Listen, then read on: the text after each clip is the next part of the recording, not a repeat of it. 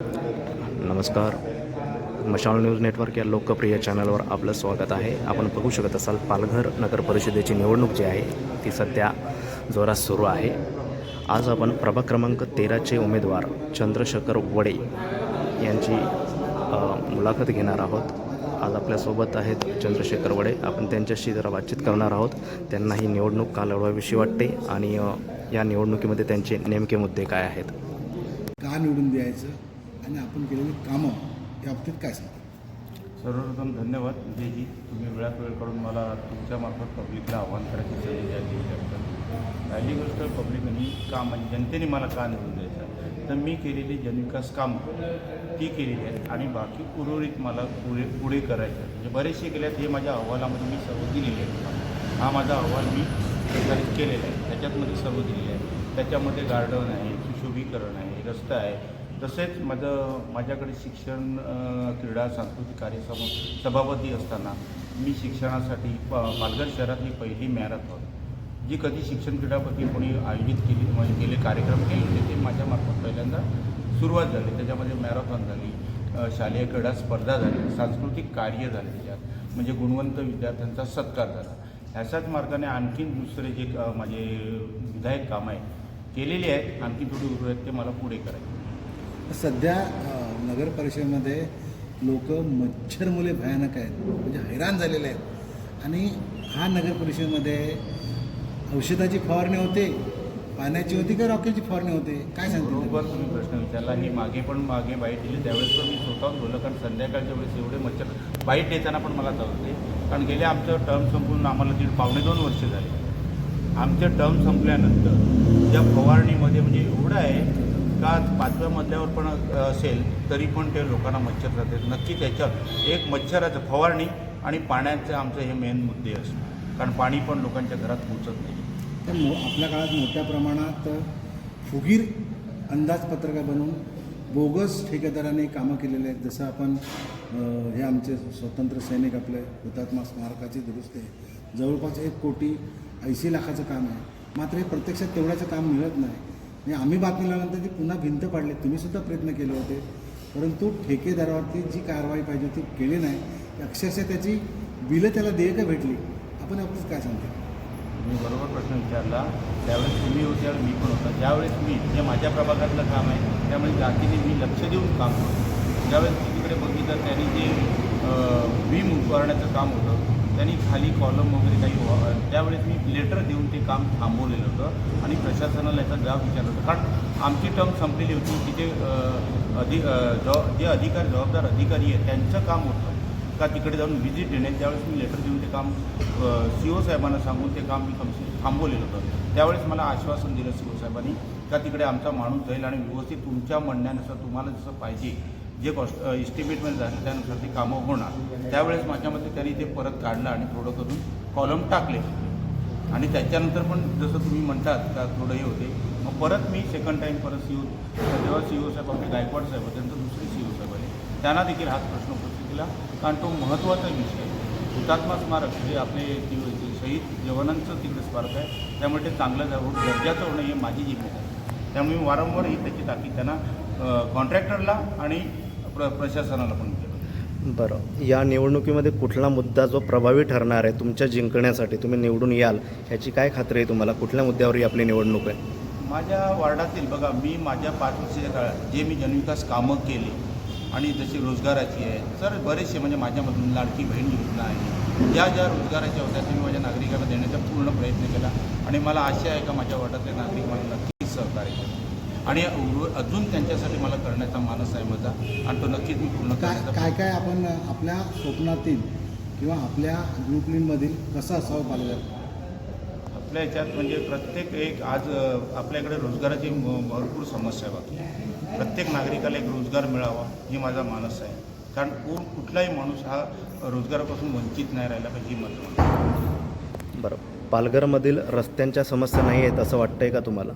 आहेत, थोड्याफार आहेत, नाही असं काय सांगाल त्याबद्दल? आता काही कामं टेक्निकल मुद्द्यामुळे राहिले आहेत, बाकी तर बरीचशी अशी झालेली आहेत. बाकी जे राहिले त्या करून घेणं जबाबदारी. आता ही प्रत्येकात प्रभागातल्या नगरसेवकाची जिम्मेदारी आहे, त्यांनी लक्ष देऊन ते करून घेणं. आपले नेते एकनाथजी शिंदेसाहेब यांच्या नगर विकास खात्यामधून जवळपास 250 कोटी रुपये पालघर नगर परिषदेला आले. मात्र हे 250 कोटी नेमके गेले कुठे? जे तुम्हाला माहिती आहे, तुम्ही त्याचा वारंवार पाठोपाठ आणि त्याचे सर्व कामं चालू आहे. जशी प्रशासकीय इमारत आहे, पाण्याच्यासाठी पण जो साहेबांनी वाढीव कोट्यासाठी, आणि दुसरं जे पालघरला जे आता जे तलाव सुशोभीकरण वगैरे आहे भरपूर दिला, पण प्रत्येक मार्गी चालूच आहेत काम. जो साहेबांनी निधी दिलेला त्याचा पुरेपूर व्यवस्थित हे चाललं आहे. फक्त एवढंच का तिथे प्रशासनाबरोबर आमचं पण कर्तव्य आहे. जरी आम्ही माजी नगरसेवक होतो तरी आमचं पण तिकडे जाऊन लक्ष देणं कर्तव्य, आणि नक्कीच साहेबांनी दिलेला निधी हा मार्गी लागणार. मधल्या पिरियडमध्ये मोठ्या प्रमाणात अशा बातम्या आल्या होत्या. मात्र आपण आपल्या ज्या प्रभागामध्ये जे काम करत आहोत यामध्ये महिला सक्षमीकरणासाठी आपण आतापर्यंत काय काम केलं? महिला सक्षमीकरणासाठी मी लाडकी बहीण पहिलंच बोललो. लाडकी बहिणीचे फॉर्म भरले. नंतर आयुष्यमान कार्ड त्याच्या म्हणजे महिलांसाठी या ज्या शासकीय ज्या योजना आल्या त्या देण्याचा पूर्ण प्रयत्न. प्रत्येक वार्डात मी अक्षरशः म्हणजे माझं स्टॉल म्हणजे काय म्हणतात मंडप टाकून तिकडे बोलून आणि ऑनलाईन सर्व प्रोसेस ती पूर्ण केली. ज्या ऑफिसमधूनच तुमच्या म्हणजे घरोघरी फिरून मग काय मतदारांना आव्हान करतो तुम्ही? काय नाही, परत मला 5 वर्षापूर्वी जसं मला सेवा करण्याची, बघा मी नगरसेवक नाही, मी सेवक आहे. या वार्डाचा मी सेवक आहे, नगरसेवक नाही आहे. त्यामुळे मला माझ्या जनतेची मला सेवा करण्याची परत एकदा संधी द्यावी ही इच्छा आहे. आज आपण आपल्या वार्डामध्ये फिरत आहात, कशा पद्धतीचा मतदारांचा प्रतिसाद आहे आपल्याला? नाही, मतदाराचा चांगलाच प्रतिसाद आहे, कारण मी केलेल्या मी मतं माझ्या केलेल्या कामावर मागणार आहे, आणि मतदार पण मला त्यानुसारच बोलतात. नाही तुमचं तुम्हाला बाकी होणारच. मतदार निवडून येण्याची शक्यता किती आहे? आपली निवडून येण्याची शक्यता किती आहे? खात्री आहे का? आहे. कारण मी जे कामं केले आहेत त्या दिवसावर मला अशी आसक्ती आहे का मी निवडून येऊ शकतो. आणि माझ्या मागे आमचे पक्षप्रमुख उपमुख्यमंत्री शिंदेसाहेबांचा हात आहे. शिंदेसाहेबांचं ज्यांच्या डोक्यावर हात आहे तो माणूस नेहमी होतो, आणि त्यांच्या विश्वासाला आम्ही तडा देऊन देत नाही. महाराष्ट्राचे उपमुख्यमंत्री एकनाथ शिंदे क्रमांक 13चे शिवसेना शिंदे गटाचे अधिकृत उमेदवार वडे चंद्रशेखर गोपीनाथ आपल्यासोबत आहेत.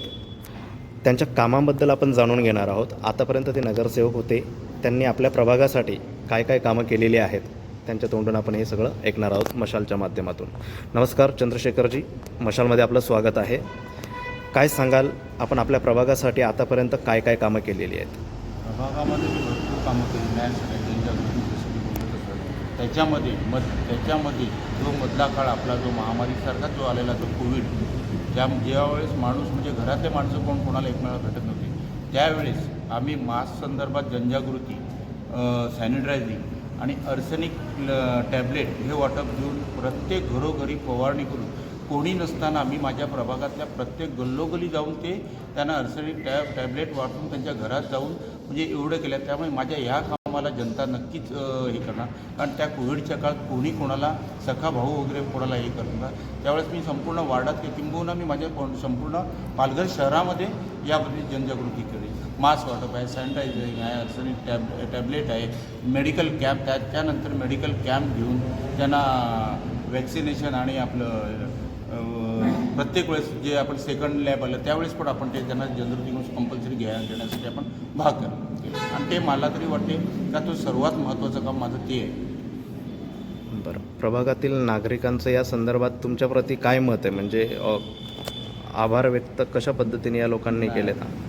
त्या बाबतीत प्रभागातील नागरिक आम्हाला ज्यावेळेस कोविडचा काळ जेव्हा संपला, जेव्हा सर्व माणसं एकमेकाला भेटली, त्यावेळेस त्यांचं मत का अशा वेळेस तुम्ही आम्हाला जे आले आमच्या जवळ येऊन आमची जी सेवा म्हणजे जेवणाखाण्यापासून ते सर्वच केली, आणि आम्हाला येऊन तुम्ही टॅबलेट देण्यापासून वॅक्सिन सर्व केलं, हे आम्ही कारण ही न विसरण्यासारखी सेवा आहे. त्यामुळे त्या जनता माझ्या दृष्टीने जेवढं बोलले ह्याच्यातच मी माझ्या नगरसेवकाचा सार्थक झालं एवढं मी समजतो.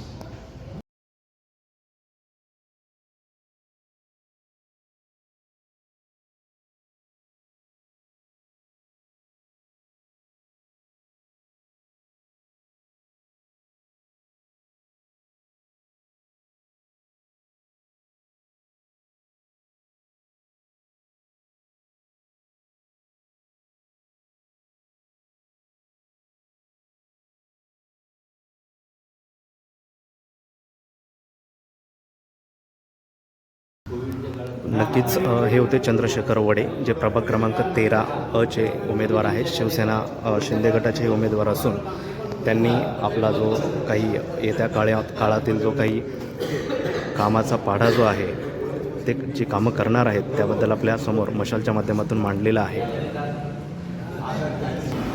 मात्र येत्या 3 तारखेला समजेल कोण होणार, कुठल्या प्रभागातून कोणता नगरसेवक जो आहे तो निवडून येणार आहे. अशाच काही ताज्या घडामोडी आणि बातम्या पाहण्यासाठी मशाल न्यूज नेटवर्क हे लोकप्रिय चॅनल सबस्क्राईब करा आणि पाहत राहा.